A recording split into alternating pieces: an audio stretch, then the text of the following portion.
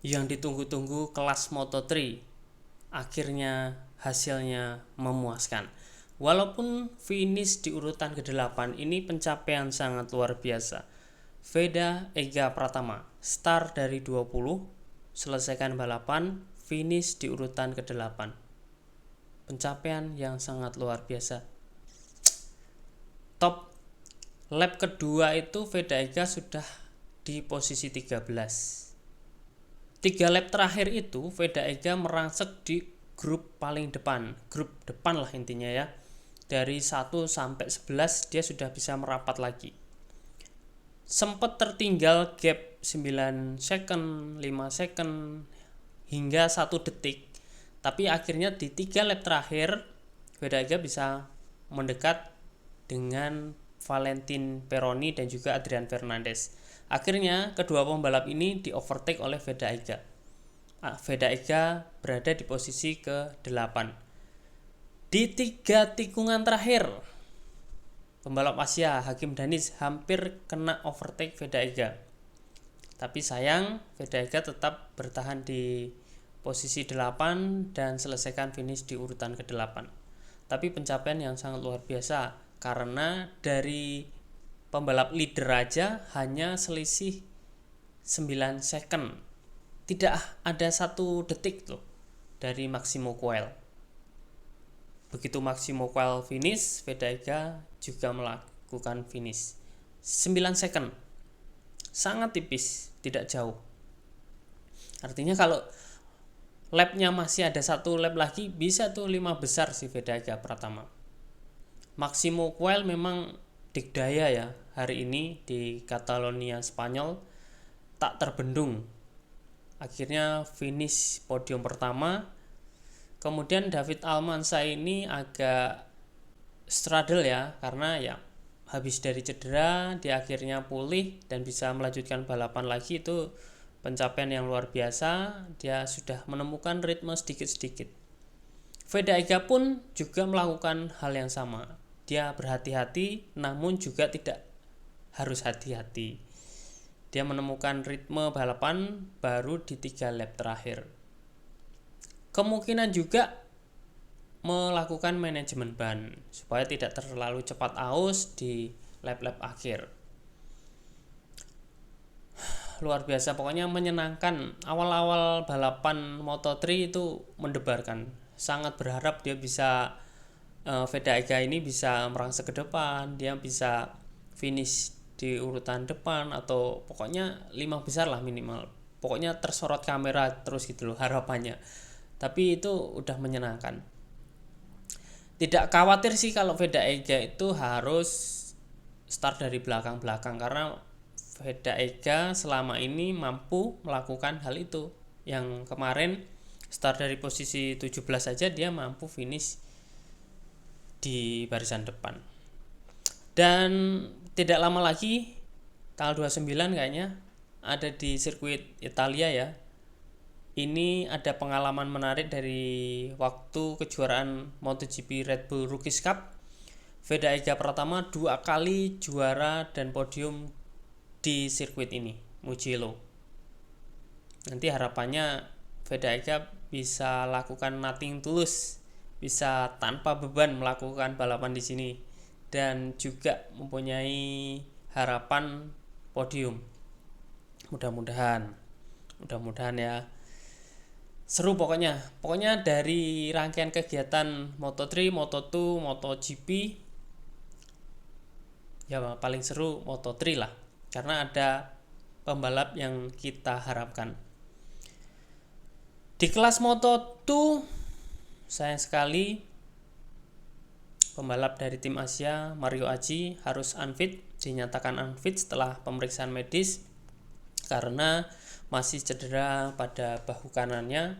Terlihat gestur pada saat balapan di race sebelumnya, itu gestur Mario Aji selalu memegang bahu kanan dan itu masih terasa sakit dan dinyatakan unfit dan tidak balapan di sirkuit Catalonia Spanyol. Semoga Mario Aji bisa lekas pulih dan bisa melanjutkan balapan lagi, dan untuk membanggakan tentunya masyarakat Indonesia, karena sudah lama banget Mario Haji belum mendapatkan hasil yang terbaik atau poin lah, minimal poin. Kemudian di MotoGP, kalau kita melihat MotoGP banyak sekali drama di sini. Jorge Martin terlihat terburu-buru karena mengambil racing line miliknya Raul Fernandez. Akhirnya Raul Fernandez kaget dan mendorong motor Jorge Martin ke gravel.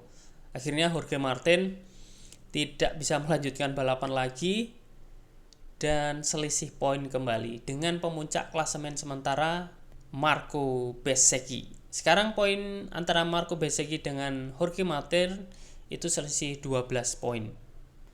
Sampai jam 9 ya kira-kira kalau di waktu Indonesia Barat. Siaran langsungnya sampai jam 9 hingga selesaikan finish. Karena ada drama 2 kali red flag. Yang pertama ada kejadian insiden yang sangat mengerikan sekali. Karena pembalap Pedro Acosta itu ada trouble pada motornya, itu melambat, kemungkinan itu bannya tekanan anginnya berkurang, lalu dengan kecepatan yang tinggi, Alex Marquez yang pas berada di posisi belakang dengan kecepatan yang sangat tinggi, ya sekitar 200-300 MotoGP itu, akhirnya tak terhindarkan kecelakaan itu. Alex Marquez menabrak bagian belakang motor Pedro Acosta dan akhirnya motor Alex Marquez sudah tidak bisa dikendalikan lagi. Dan akhirnya menabrak dinding pembatas sirkuit. Alex Marquez terpental. Kaca helm Alex Marquez terlepas. Alex Marquez tidak sadarkan diri. Dan akhirnya balapan dihentikan. Alex Marquez dinyatakan sadarkan diri tetapi belum bisa memastikan cedera mana yang dialami. Tetapi setelah itu cedera yang dialami Alex Marquez sangat banyak. Ada tulang C6, C7, bahu kanan itu patah dan harus operasi hari ini. Hari ini menjalani operasi Alex Marquez. Kemudian balapan dilanjutkan kembali setelah steril sirkuit, tetapi ada kejadian lagi, insiden lagi antara Johann Zarco dengan Pecco Bagnaia dan juga terdampak oleh Luca Marini terjatuh dan terlihat khawatir ya melihat keadaan dari Johann Zarco yang terpelanting terjepit oleh motor Pecco Bagnaia. Johann Zarco tak sadarkan diri dan balapan dilanjutkan kembali dan akhirnya ada insiden lagi, tetapi di sirkuit aman karena insiden ini dialami oleh Pedro Acosta dan juga Ai Ogura. Pada saat tikungan terakhir, Ai Ogura mengambil racing lane miliknya Pedro Acosta, kesenggol motornya, akhirnya Pedro Acosta terjatuh, low set, dan masuk ke gravel. Ai Ogura dinyatakan hukuman 3 detik. Itu saja pengalaman yang dapat saya lihat dari rangkaian balapan di sirkuit Catalunya, Spanyol. Sampai jumpa di pengalaman melihat race di Italia. Jangan lupa subscribe untuk mengetahui video-video yang lainnya.